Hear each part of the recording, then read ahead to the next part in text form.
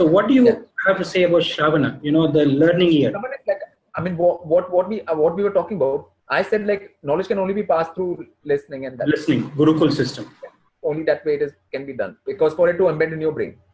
Because like if you're listening to something and somebody doesn't understand something or is misunderstanding that, the guru can correct it and stuff like that. Right. Then the student will speak and the guru will hear, and the guru will know what's wrong with that, and then he'll correct it. Right. You can read a book. Right. You read some sentence. Now you can interpret it any which way you want, and there's nobody there to correct you. You are just with yourself then from that point. That way things can't really happen really. So yeah, and the Shravan is the most. That's the learning, and it is Capricorn, right? It's actual real learning, practical learning. Practical learning. It's practical. It's commonsensical. It's practical. It's where Saturn is there. It has to be actually real.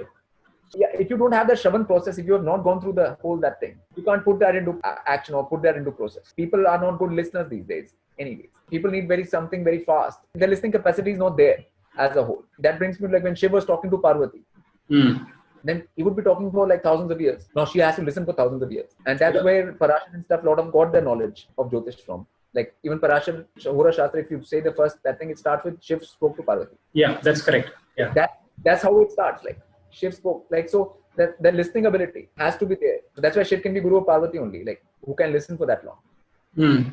Like people like will fall asleep right now if somebody starts speaking, then that thing, and if they keep on going deeper, then within half an hour, 2 hours, they'll fall asleep. It'll be too much for them. That's where the listening, it's a Vishnu thing, is like it's eternal listening all the time. Like Vishnu can always listen. He's lying on his that thing, but he never falls asleep. Even though he's lying on bed, he doesn't fall asleep. Normal person, you put them on the bed, within 5 minutes they'll be gone. That's right. Yeah, because the hearing ability is there. Yeah. So if Vishnu is speaking to Lakshmi, then Lakshmi is listening. If Lakshmi speaks, then Vishnu listens. Then Vishnu is listening to the whole world as well. Right. Whatever is happening in the whole multiverse as a whole, he's continuously listening to it. And that's why he's smiling too, because he's hearing all of that as a whole. So that's why it's Vishnu's Nakshatra. Because Shiv is speaking more. Okay. Shiv is not much into listening. And Vishnu is into listening. Yeah. Shiv is speaking continuously. He has all the knowledge. He's opened the third eye, and that thing, from that, all the knowledge keeps on coming out, like pouring out. Like, which Parvati has to contend with. Right. So that's the difference between. So that's why Shravan and Dhanishta. Dhanishta is Shiv and Shravan is Vishnu, but they're together. Yeah.